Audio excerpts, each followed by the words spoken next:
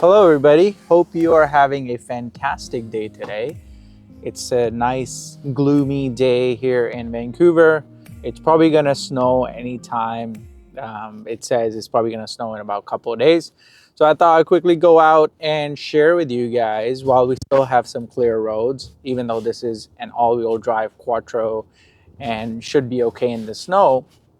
But it would be easier to take it out today and share with you guys things that I really like about my 2020 Audi Q7. And the first thing that I want to start with is the design.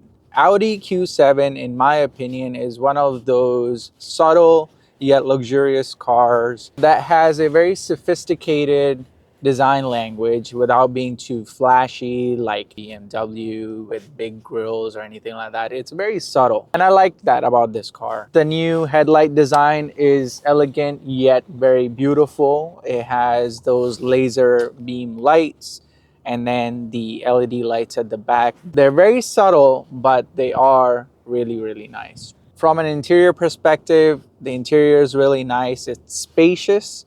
Everything is very premium feeling. The dashboard, from the side skirts to the seats, everything is very premium and it's really high quality as well. The biggest gripe usually I have with leather seats is they start to lose their shape. They start to wrinkle, they start to get loose. And I have not noticed that with any of the Audis I've owned or seen in the past. Even older Audis, their seats, the leather seats especially, remain intact.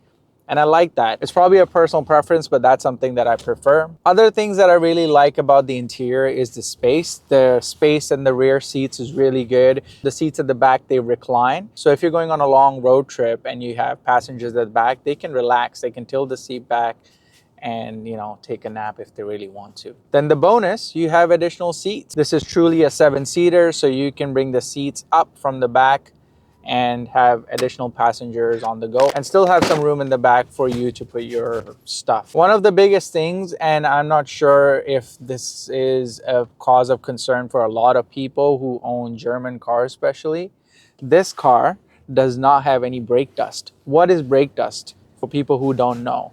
So the pads, the brake pads these German cars use are usually softer than other cars like German and American cars. So as you brake, they give off and they shed some of their brakes, the material, and that gives off brake dust. And then that clings on to your wheels and everything else, and that gives you that dirty, grimy looking wheels.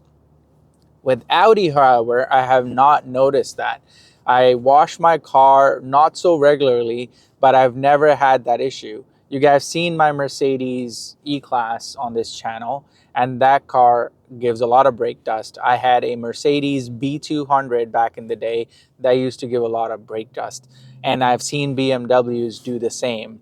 Audi does not do that. At least this Audi doesn't do it. So that makes me really, really happy. The ride is very comfortable. This has the air suspension, so they adjust according to the ride select you have. So I usually have it on comfort, but you can put it on dynamic where it really lowers itself, but then the ride can become uncomfortable, yet it becomes really sporty. You can also go in the off-road mode, so it will raise it so that you can go over bumps and rocks and stuff like that without any issues. Comes in with built-in CarPlay and Android Auto. It's pretty standard in a lot of cars today, but that's a nice feature to have. The best part is that it's wireless, so you don't need a cable to connect. So this is the top of the line model, so it has heated and cooled seats.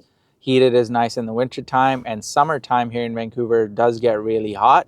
So those ventilated seats do come in handy. This also has the full panoramic sunroof. So on dark days or gray days like this, you can fully open it up. Leave the glass closed, but you can open up the shade. And the car feels a bit more roomy. It feels a bit more bright in here. So that is a nice touch as well. Some of other nice touches that I like, it has auto closing side mirror. So when you lock your car, your mirrors just close off. It's good for tight parking spots and people will not really break your side mirrors. And that has happened to me. I used to own a F-150 and I parked it, and when I came back, the side mirror of that truck was completely in the opposite direction and it had cracked. Somebody was reversing and they took the side mirror with them. Truck is wide and the mirrors are wider. It's bound to happen.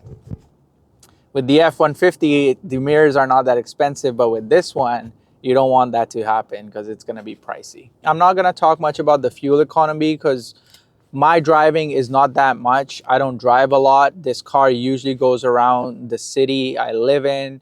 It just goes for school drop-offs and pickups, maybe my wife taking it to work or something like that. So the fuel economy, you can't really measure if you're not really driving it on the highway, because in the city, it's not going to be that great, to be honest, because it's just start, stop, brake, accelerate.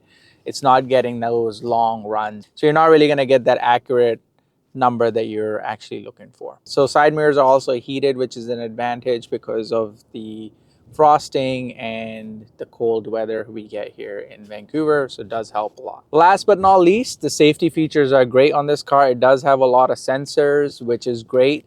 There's some of them that I'm not a big fan of. That's for another video where we talk about things that I don't like about this car, but you'll have to wait for that one. Hope you found this video useful. I appreciate you watching and subscribing to the channel. Really helps a lot and motivates me to make these videos. Keep subscribing, comment down below what else you want to know about this car, and I will see you in the next one. Peace.